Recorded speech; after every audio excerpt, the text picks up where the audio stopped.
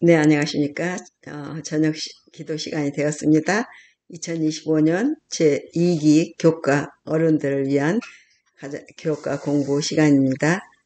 제목은 암시, 형상, 상징으로 성경 애언을 연구하는 방법을 13과목으로 석 달에 한 번씩 나오는 어른들을 위한 성경 공부인데요. 13과가 이렇습니다. 지금 8과 하는데 1과부터 1과 애언의 몇 가지 원칙, 2가 창세기의 기초, 3가 결혼에서 가져온 심상, 4가 5가는 나라들, 6가 희생제사의 2의 7과 애언을 위한 기초, 8과 9가 시편에 나타난 계시, 10과 말세를 만난 우리에게, 11과 룻과 에스더, 12가 전조, 마지막의 모습들.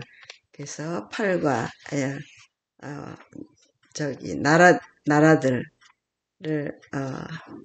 오늘 수요일 저녁입니다. 시편에 나타난 계시, 계시록 14장 1절에 또 내가 보니 보라 어린 양이 시온산에 섰고 그와 함께 14만 4천이 서 있는데 그들의 이마에는 어린 양의 이름과 그 아버지의 이름을 쓴 것이 있더라. 계시록 14장 1절. 결론으로는 시편은 인간의 다양한 경험과 하나님과의 상호작용을 말한다. 성소와 모든 제도는 예수님을 예표한다. 하나님은 우리를 만나주시며 어린 양의 피 때문에 우리는 시온에 설 수 있다. 하나님의 사랑의 법은 남은 자의 마음에 새겨지고 구속받은 자는 하나님을 경배하는 자로 영원한 복음을 알고 이를 세상에 나눌 것이다. 하나님의 사랑과 자비는 가장 깊은 바다까지 미치며 믿음으로 회개하는 영혼을 높여 하나님의 자녀가 되게 하신다.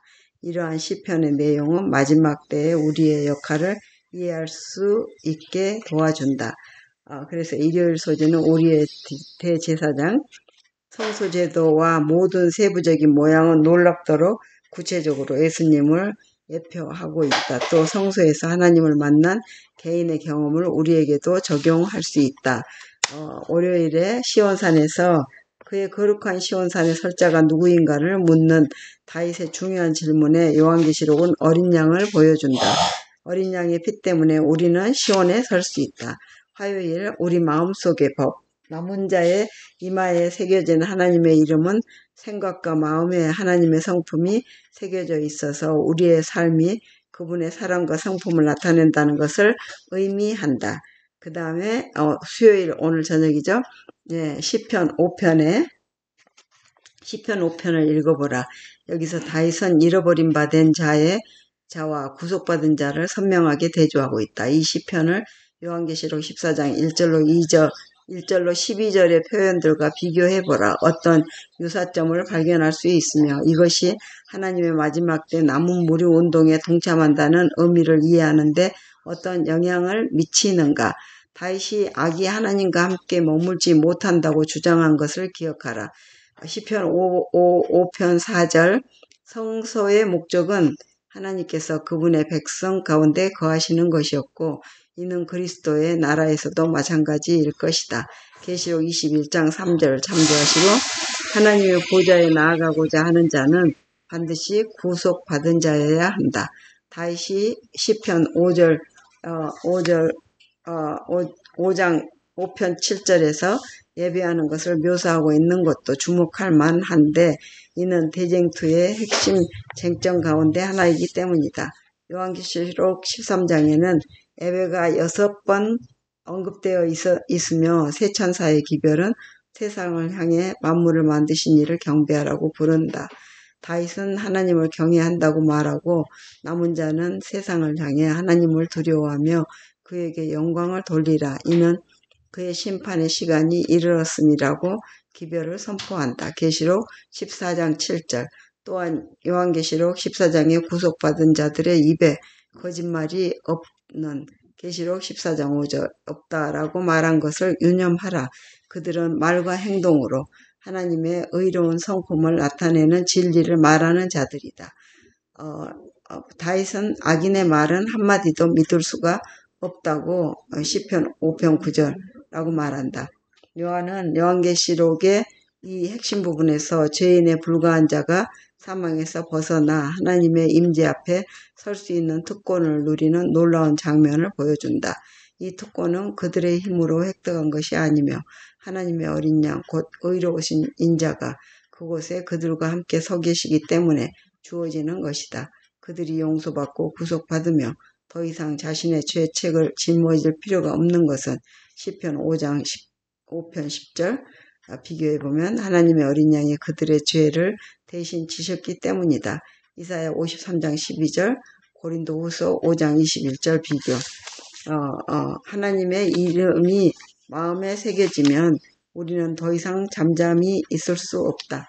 하나님의 백성은 큰 소리로 계시록 14장 7절 마지막 자비의 초청을 전할 것이다.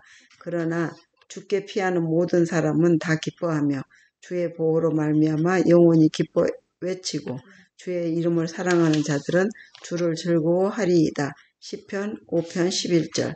네, 묵상을 해보면 심판을 위해서 거룩하고 완전하신 하나님 앞에 설 때 당신이 지금까지 행한 모든 행위가 하나님 앞에 완전히 드러난다고 상상해 보십시오.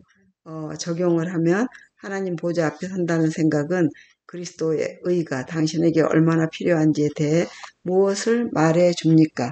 예, 교훈으로 다윗의 시는 잃은 자와 구속받은 자를 선명하게 대조한다. 시편 기자의 성품과 하나님을 경배하는 특성은 요한계시록의 남은 무리에게서 동일하게 나타난다. 예, 영감의 교훈으로 그들은 영광을 입으신 그리스도를 통하여 십자가에 달리신 그리스도를 볼 것이다. 광대한 우주의 무수한 세계들을 창조하시고 유지하시는 그분, 구름과 영광의 스랍들이 즐겨 경배하는 사랑받는 하나님의 아들, 하늘의 왕께서 타락한 인류를 구원하시려 자신을 낮추시고 죄의 치욕과 슬픔을 지시고 아버지의 얼굴에서 숨겨진 채 마침내 잃어버린 세상의 죄 때문에 갈보리 십자가에서 당신의 심장이 터지고 생명이 떠나간 사실은 결코 잊혀지지 않을 것이다. 각시대의 대쟁투 651조. 자, 함께 기도하겠습니다. 하나님, 네, 우리를 아시는 주님 앞에 숨김없이 저의 모든 것을 내어놓기를 원합니다. 솔직히 내어놓기 부끄러운 일이 많지만 주님 앞에 겸손하고 정직하게 고백하오니 저의 허물과 부족을 용서하셔서 온전한 마음으로 하나님을 경배하게 하옵소서. 아멘. 아멘. 감사합니다. 예, 내일은 죄인에게 주의 길을 가르치소서. 벌써 목요일이 되었습니다. 예, 주기도 문으로 마치고 내일 아침 또 뵙겠습니다. 하늘에 계신 우리 아버지 이름이 거룩히 여김을 받으시오며 나라에 임하옵시며 뜻이 하늘에서 이루어진 것 같이 땅에서도 이루어지이다. 오늘날 우리에게 일용할 양식을 주옵시고 우리가 우리에게 죄 지은 자를 사하여 준 것 같이 우리 죄를 사하여 주옵시고 우리를 시험에 들게 말게 하옵시며 다만 악에서 구하옵소서. 나라와 권세와 영광이 아버지께 영원히 있사옵나이다. 아멘. 아멘. 감사합니다. 예, 또 뵙겠습니다. 네.